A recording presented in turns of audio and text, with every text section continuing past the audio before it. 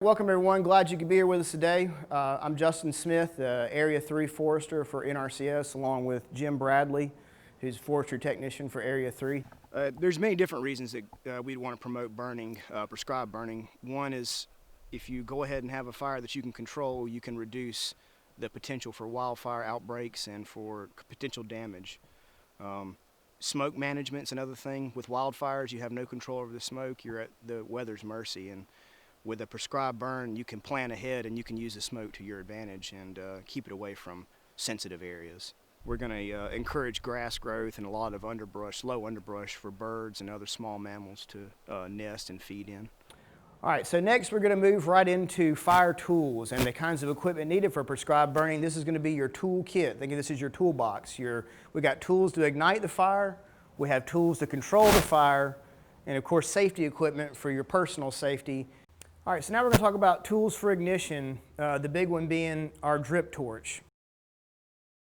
All right, so we're going to move right into tools to control the fire, and we have several of them here. We'll start off with our fire swatter or fire flap. I'll let Jim demonstrate this. And one thing you don't want to do is actually use it as a swatter. Jim, tell us what not to do, or show us what not to do. Never swat.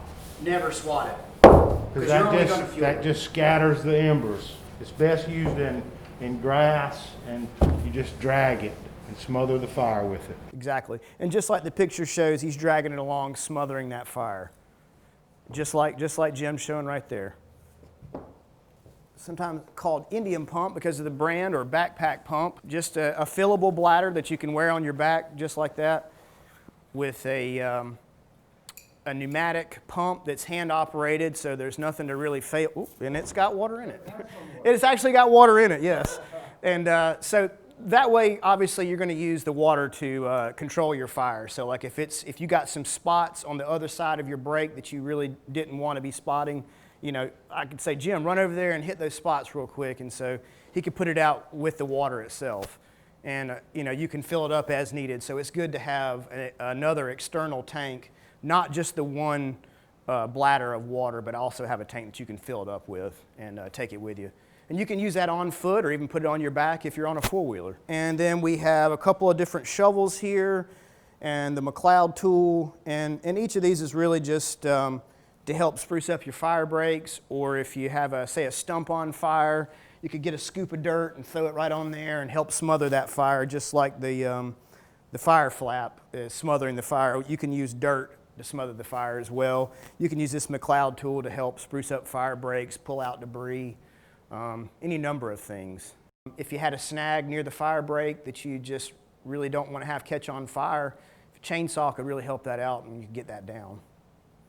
And one other tool in the toolbox that we can use is this Kestrel weather meter, and this is specifically a fire meter, but this will give you on-ground readings for relative humidity, temperature, wind speed. And looking at a weather app or looking at the news is good, and it obviously helps you pick a day and time, but this gives you, you know, minute-by-minute readings on the ground. So it's definitely helpful to have along with you. And next we're going to move over to safety equipment. You know, you never want to wear synthetic clothing. That's a huge one, is never wear synthetic clothing. It catches on fire easily, it'll ruin your clothes, and it could stick to your skin and could really hurt you. You know, once again, nothing synthetic. Long blue jeans, just like this guy here. He's got his gloves, he's got his eye protection, he's got long sleeves, long pants. Nomex is the fire retardant material, and just like we talked about, probably the most important tool, and that's going to be the burn plan. And the burn plan is going to be so important because you need to use it to be able to achieve the goals you want through your prescribed fire. So you need to establish what it is you're trying to do and then look for the conditions that are going to match that. And that burn plan is going to help you achieve that, because you're going to list out all the conditions you need to achieve your goals, and that will provide you with a template for what you need to do on the day you're going to burn. So all that's leading up to the actual burn.